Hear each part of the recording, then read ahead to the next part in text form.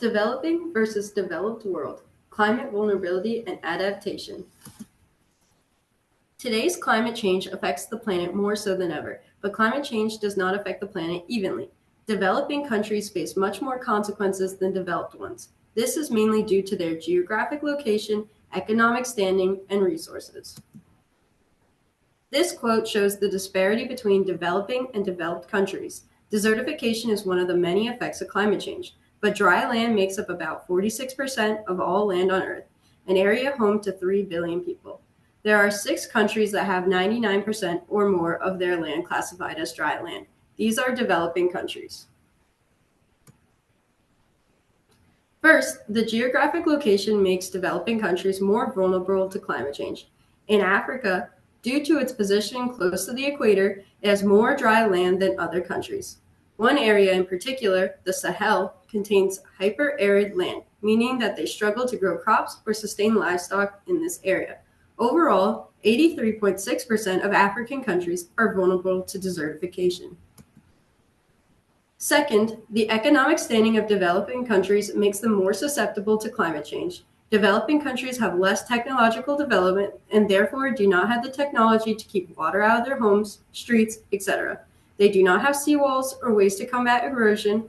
They do not have cars that can handle high water levels or many other technological advancements that help developed countries combat climate change. Developing countries also do not have many of the resources they need to survive. These countries lack clean air and water, which makes them more likely to get illnesses and less likely to fight climate change. It is important to understand how climate change disproportionately affects developing countries' way of life. Food and water. More than 62 million people in developing countries live in rural communities dependent on agriculture. When temperatures rise and kill crops, these people are the first to feel those effects. Global health. Warmer temperatures could expose as many as 1 billion people to deadly infectious diseases such as Zika, dengue, and chikungunya. And economic development. Extreme weather will result in $52 billion in annual consumption losses, which will push 26 million people below the poverty line each year.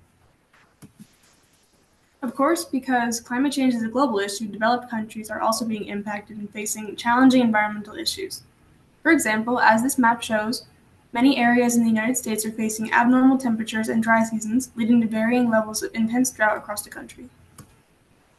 Many comparable environmental issues can be observed in both developing countries and developed countries, such as this desertification and drought ruining crop yields or the diseases associated with warmer temperatures that could lead to an additional 250,000 people dying of diseases including malaria each year between 2030 and 2050, according to the World Health Organization. However, more access to technology and education in the developed world means people in developed countries have the resources to better combat these issues, and thus face different challenges associated with using these resources for climate adaptation. One example of this is the efforts to restore and conserve wetlands that can act as buffer zones to protect areas from floods and other natural disasters, which have increased in severity and frequency because of climate change. Other challenges developed countries are attempting to address with climate adaptation include green roofs to alleviate heat waves, seawalls in areas prone to flooding such as Miami, Florida, and developing crops that are drought resistant. Even though these adaptations can be very costly, developed countries still have the advantage of technology like this to help them combat many challenges caused by climate change. Developing countries need new technology to help them harness water and store it for long periods of time. But why hasn't this technology been developed yet? It has. While developing countries do not have the resources to implement this technology, water storage has been practiced in developed countries for many decades.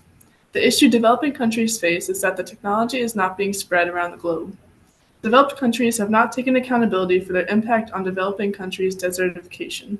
Other forms of help are ill-conceived and superficial. In the cartoon, it is showcasing the disparity between developed and developing countries in terms of their access to technology. The man and woman on the left, meant to symbolize developed countries, are helping the people meant to symbolize developing countries in a completely useless way. An app is not helpful when those that need help do not have access to phones.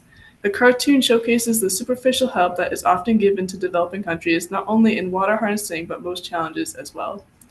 A more appropriate solution, rather than offering technology that requires other inaccessible technology to be helpful, is to work hand in hand with the developing nations to find a solution. This video showcases an example of developed countries fairly working with developing countries to combat the challenge of desertification. They are using a native tree that citizens can plant themselves to reverse desertification. The tree can also then be harvested, which could give a boost to the economy. Technology is important when thinking of solutions for environmental problems as long as it's appropriate for the area it is introduced to and truly benefits the nation. In conclusion, climate change is disproportionately affecting developing countries over developed countries. While various areas of the planet are being affected by climate change, it is the technological advancements that protects developed countries from the effects of climate change. Developed countries may try to help the developing countries, but their help can often be superficial because it lacks substance. Going forward, the best way to solve the disproportionate climate issue is by helping developing countries make large technological advancements and teaching them the skills to maintain environmental equilibrium on their own.